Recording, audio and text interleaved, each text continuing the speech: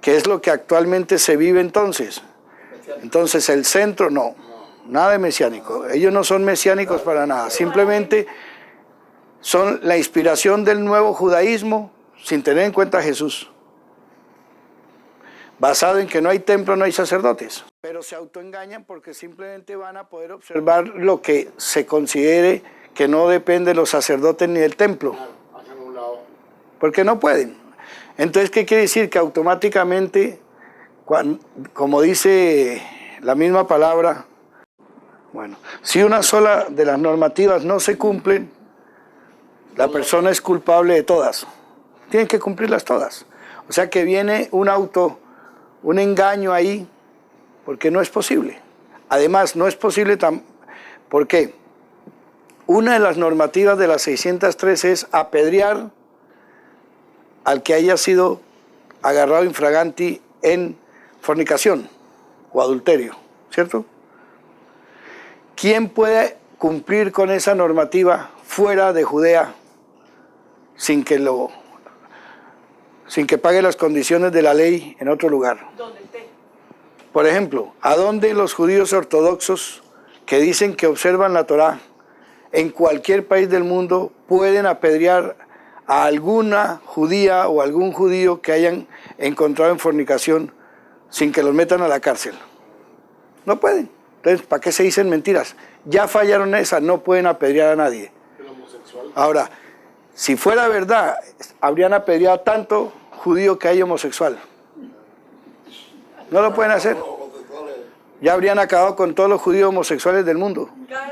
Entonces cae por su propio peso que no pueden cumplir con la Torá, que simplemente llevan algunos puntos de la Torá que los observan en su ortodoxia. ¿Cuál es el objetivo de haber hecho eso?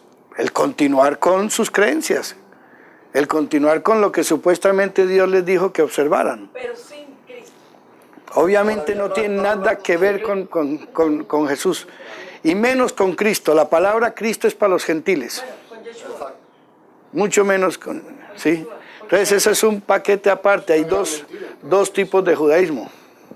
¿Sí? Por eso es que en sí mismo el judaísmo es una gran mentira, dentro del plan de Dios no existe.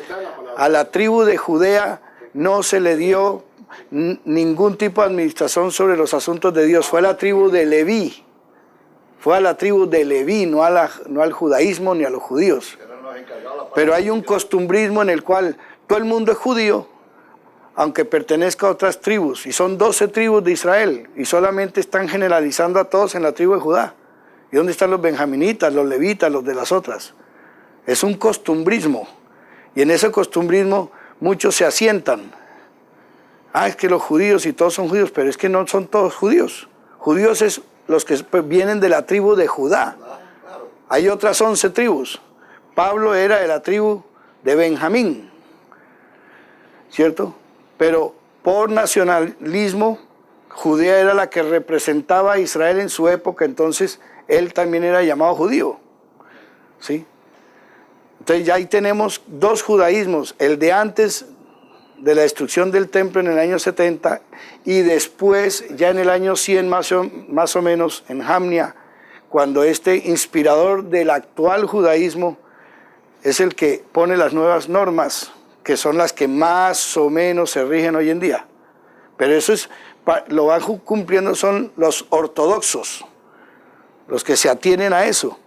Y en eso hay un abanico de extremistas, moderados, etc. De todas maneras, ninguno de ellos puede cumplir con las leyes dadas a Moisés. Ninguno. Pues son 613 y ninguna se puede violar porque si no, no se cumple ninguna. Se hace reo de todas, con una sola que no.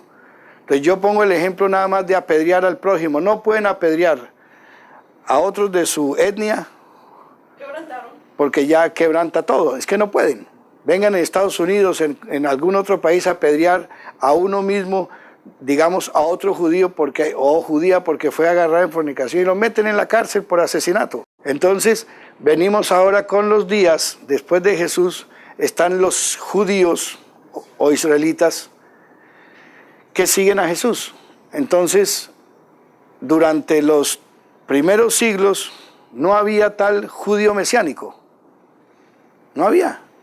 Fueron llamados ¿cómo? Ellos fueron llamados en Antioquía, una ciudad de Grecia, de Siria, fueron llamados los untados, ¿cierto? Que en griego se dicen los cristianos.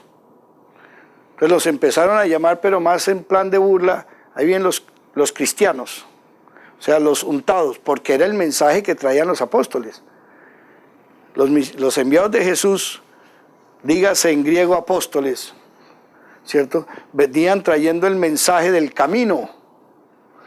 Y entonces ellos decían, nosotros somos los autorizados, los ungidos. No, los untados, ojo a eso, los autorizados.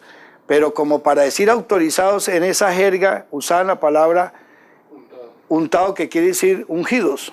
Entonces, en burla, les decían en griego el equivalente a untados, cristianos.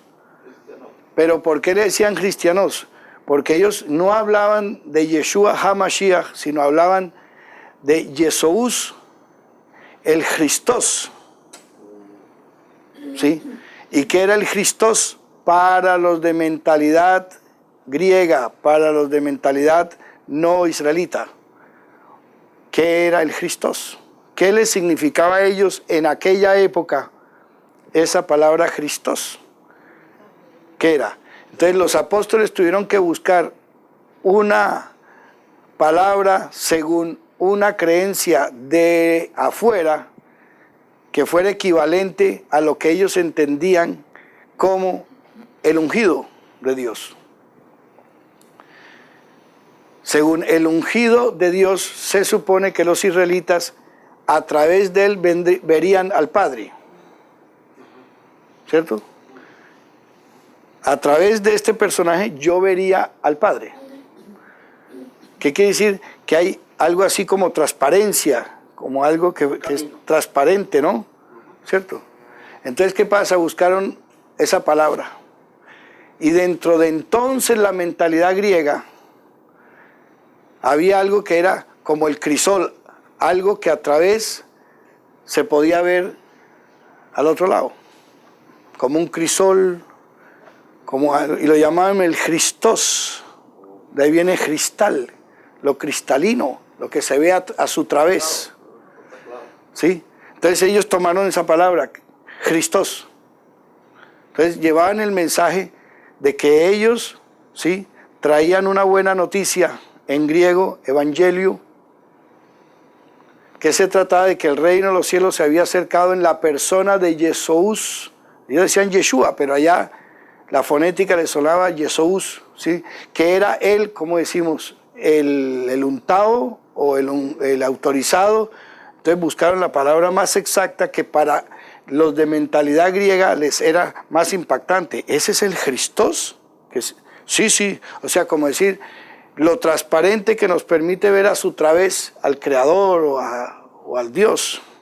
Hay un mandamiento que dice, no tomaréis mi santo nombre en vano.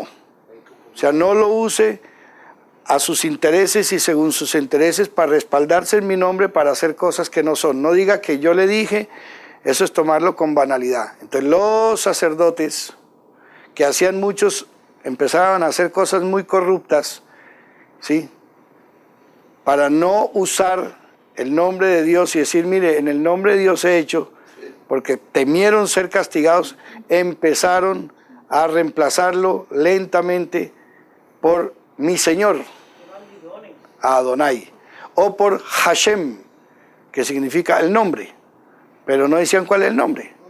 Mientras que el mandato del Altísimo era pronunciar su nombre siempre a perpetuidad, que fuera conocido por su pueblo y por el mundo, estos lo omitieron. Entonces, la ortodoxia judaica o judía se quedó más con la omisión y resaltaron Hashem, el eterno, como si Jesús no fuera eterno, o el Hijo de Dios no fuera eterno, o toda la creación de Dios hasta cierto punto es eterna. Entonces ya el eterno, listo, lo llamaron el eterno. O lo llamaron su nombre.